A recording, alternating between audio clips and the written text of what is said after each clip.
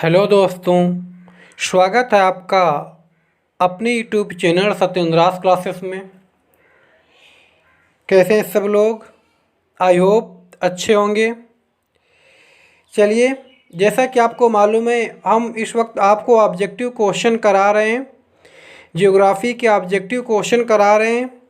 उसी श्रेणी को आगे बढ़ाते हुए देखते हैं आज का पहला क्वेश्चन है संविधान की 8वीं अनुसूची में। समझना बात को, संविधान की आज हम आपको अवगत कराएंगे भारत की भाषाओं से। ठीक है, ध्यान दीजिएगा। तो क्वेश्चन कह रहा है संविधान की 8वीं अनुसूची में मूलतः कितनी भाषाएं शामिल थी। यानी कि जब संविधान बनकर तैयार हुआ था तो मूल संविधान में 8वीं अनुसूची में, जो 8वीं अनुसूची है ये भाषाओं से संबंधित है। ठीक है, तो 8वीं अनुसूची में कितनी भाषाओं को शामिल किया गया था? तो कितनी को शामिल किया गया था? 14 भाषाओं को शामिल किया गया था। कितनी? 14 भाषाओं को। बाद में इसमें आपकी जोड़ी गई सिंधी जोड़ी गई। क्या जोड़ी गई इसमें? बाद में सिंधी जोड़ी गई है, कोंकणी जोड़ी गई है, ठीक है, मणिपुरी जोड़ी गई है और आपकी नेपाली जोड़ी गई हैं। उसके बाद फिर आपकी 4 भाषाएं जोड़ी गई हैं। कौन कौन सी? बोडो जोड़ी गई है, डोगरी जोड़ी गई है, मैथिली जोड़ी गई और संथाली। तो पहले 4 फिर 4 यानी कि 8 भाषाएं और जोड़ दी गई हैं। तो अब कुल भाषाएं हो गई हैं 22। ठीक है, लेकिन मूल संविधान में कितनी थी? 14 भाषाएं। अब कितनी है? 22। क्वेश्चन है संविधान की 8वीं अनुसूची में वर्तमान में शामिल भाषाओं की संख्या। यानी कि वर्तमान में कितनी भाषाएं 8वीं अनुसूची में शामिल की गई हैं? तो बताइए कितनी शामिल की गई हैं? वर्तमान में कुल 22 भाषाएं हैं। कितनी? 22। मूल में कितनी थी? 14। बाद में 8 जोड़ दी गई 4-4 करके। इस तरह से कुल 22 भाषाएं अब वर्तमान में 8वीं अनुसूची में शामिल कर ली गई हैं। क्वेश्चन है उर्दू किस भाषा का शब्द है? ये जो क्वेश्चन करा रहे आप, जो लोग बीएड का एग्ज़ाम देंगे या जो लोग यूपी ट्रिपल एससी यानी कि जिसमें हिंदी आती है, हिंदी के क्वेश्चन बहुत इंपॉर्टेंट होते हैं। तो इसलिए हर एग्ज़ाम के लिए हिंदी की यानी कि हिंदी विषय के लिए भी इम्पॉर्टेंट हैं जीके के साथ साथ। ठीक है, तो क्वेश्चन है उर्दू किस भाषा का शब्द है? बताइए किस भाषा का शब्द है? ये है आपका फारसी भाषा का। किस भाषा का है? फारसी भाषा का है। अगला क्वेश्चन है राजभाषा आयोग के अध्यक्ष कौन हैं? बताइए राजभाषा आयोग के अध्यक्ष कौन हैं? ठीक है, तो ये देखिए यहाँ पर जो लिखा कौन है, ठीक है, तो बताइए राजभाषा आयोग के अध्यक्ष कौन है? बीजी खेर। कौन है? बीजी खेर है। ठीक है, राजभाषा आयोग का गठन कब हुआ था? इसका गठन हुआ था 1955 में। कब हुआ था? राजभाषा आयोग का गठन हुआ था 1955 में। अगला क्वेश्चन है भारतीय संविधान में हिंदी को क्या कहा गया है? ठीक है, क्या गया नहीं, यहाँ पे क्या कहा गया है होना चाहिए। टाइप करने में गलती हो गई, मिस प्रिंट हो गई। ठीक है, बताइए क्या कहा गया है? हिंदी को भारतीय संविधान में क्या कहा गया है? तो क्या कहा गया है? राजभाषा कहा गया। राष्ट्रभाषा नहीं, कंफ्यूज मत होइएगा। ठीक है, राजभाषा का दर्जा हिंदी को भारतीय संविधान में दिया गया है। अगला क्वेश्चन है भारतीय भाषाओं को कितने वर्गों में बांटा गया है? आपको बताना है भारतीय भाषाओं को कितने वर्गों में बांटा गया है। चलिए बताइए कितने वर्गों में बांटा गया है? तो भारतीय भाषाओं को 4 वर्गों में बांटा गया। कितने में? 4 वर्गों में। जैसे कि आपकी चीनी तिब्बती होती है, इंडो आर्यन होती है, ऑस्ट्रिक होती है। इस प्रकार 4 भाषाओं में भारतीय भाषाओं को 4 वर्गों में बांटा गया है। अगला क्वेश्चन है भारत में सबसे अधिक बोली जाने वाली भाषाई समूह है। ठीक है, सबसे अधिक बोला जाने वाला भाषाई समूह है? तो बताइए कौन सा है? Indo Aryan. कौन सा है? इंडो आर्यन सर्वाधिक बोले जाने वाला भाषाई समूह है। अगला क्वेश्चन, मुगल काल की राजकीय भाषा क्या है? राजकीय भाषा मुगल काल। ठीक है, मुगल काल जानते होंगे बाबर ने मुगल काल की स्थापना की थी। ठीक है, तो वही बताना है मुगल काल की राजकीय भाषा क्या थी? तो क्या थी? फारसी थी। क्या थी मुगल काल की भाषा? फारसी थी। अगला क्वेश्चन, हिंदी के बाद भारत में दूसरी सर्वाधिक बोली जाने वाली भाषा कौन सी है? बताइए कौन सी है? तो कौन सी भाषा है? बांग्ला। ठीक है, याद रखिएगा, हिंदी पहले नंबर पर हिंदी आती है, दूसरे पर बांग्ला आती है और तीसरे पर तमिल आती है। तीसरे पर कौन आता? तीसरे पर तमिल आती है, दूसरे पर बांग्ला आती है, पहले पर हिंदी आती है। अगला क्वेश्चन है, दक्षिण भारत की सर्वाधिक प्राचीन भाषा है। आपको बताना है दक्षिण भारत की सर्वाधिक प्राचीन भाषा है।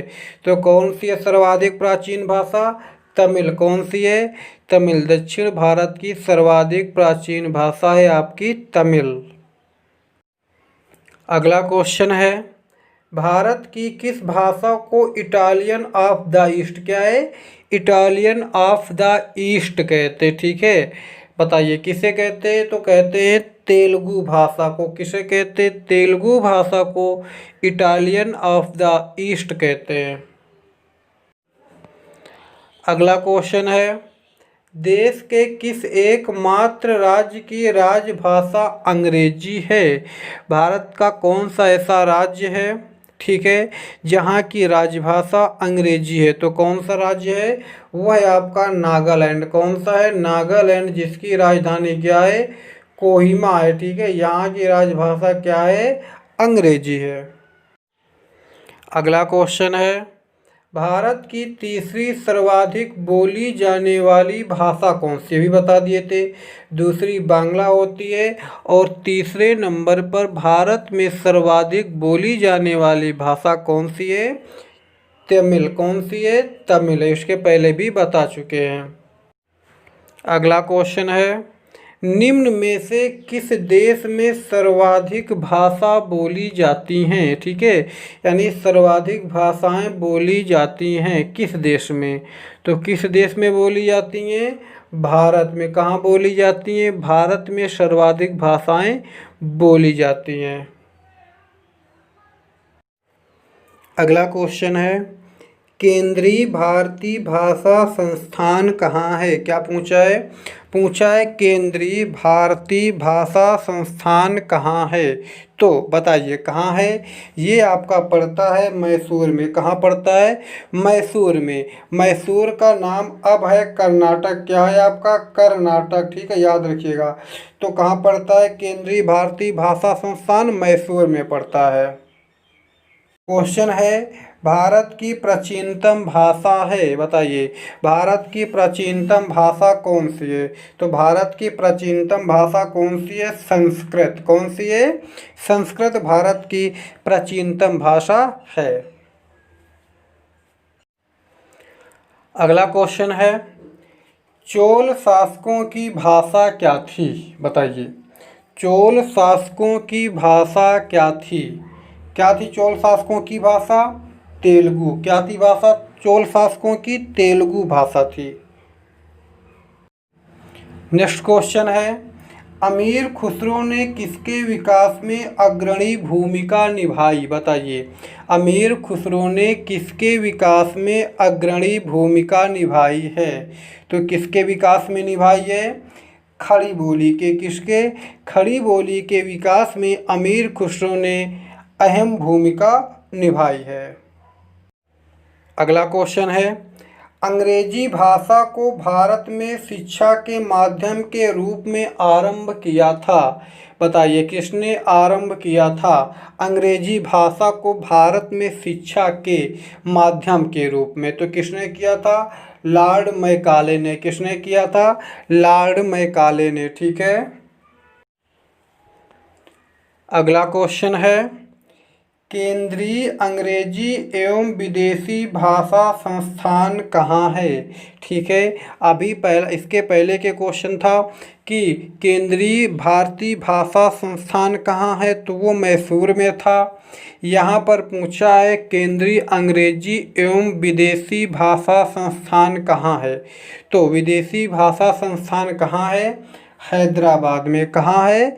हैदराबाद में। क्वेश्चन है, हिंदी भाषा बोलने वाले भारतीयों का प्रतिशत लगभग कितना है? बताइए ऐसे कितने प्रतिशत व्यक्ति हैं जो हिंदी बोलते हैं, तो कितने प्रतिशत हैं? है कुल 41.89%। कितने हैं? 41.89%। यहाँ पर ऑप्शन है 40%। सही क्या हो जाएगा आपका? 40% ऐसे व्यक्ति हैं जो हिंदी बोलते हैं। क्वेश्चन है, भाषा के संबंध में हिंदी शब्द का प्रयोग सर्वप्रथम किसने किया था? आपको बताना है भाषा के संबंध में हिंदी शब्द का प्रयोग सर्वप्रथम किसने किया था? तो बताइए किसने किया था? अमीर खुसरो ने किया था। किसने किया था? अमीर खुसरो ने सर्वप्रथम हिंदी शब्द का प्रयोग किया था। अगला क्वेश्चन है, हिंदी को राजकीय भाषा कब घोषित किया गया? आपको बताना है हिंदी को राजकीय भाषा कब घोषित किया गया, तो बताइए कब घोषित किया गया है? 1965 में। कब घोषित किया गया है? 1965 में। राजकीय भाषा मतलब जो कार्यालयी भाषा है, ठीक है, जो जितने भी सरकारी काम होंगे उसकी जो भाषा क्या होगी? हिंदी होगी। ये कब घोषित किया गया है? 1965 में। अगला क्वेश्चन है, भारत में सबसे कम बोली जाने वाला भाषाई समूह है? इसका जो पहला क्वेश्चन था वो था सबसे अधिक, अब पूछा है सबसे कम। ठीक है, तो सबसे अधिक था इंडो आर्यन, लेकिन सबसे कम कौन सा है? वो है आपका चीनी तिब्बती। कौन सा है आपका? चीनी तिब्बती सबसे कम बोला जाने वाला भाषाई समूह है। ये क्वेश्चन आप लोगों के लिए, सब लोग इसका कमेंट्स करके आंसर बताएंगे कौन सी भाषा देव भाषा है। ठीक है, जो क्वेश्चन कल का था कौन सा अपोजिट डायरेक्शन में घूमता है, तो वहाँ पर आंसर होगा यूरेनस। ठीक है, आंसर क्या होगा? यूरेनस होगा। सभी लोगों ने सही आंसर दिया था, बढ़िया आंसर दिया था। इसी तरीके पढ़ाई को जारी रखिए।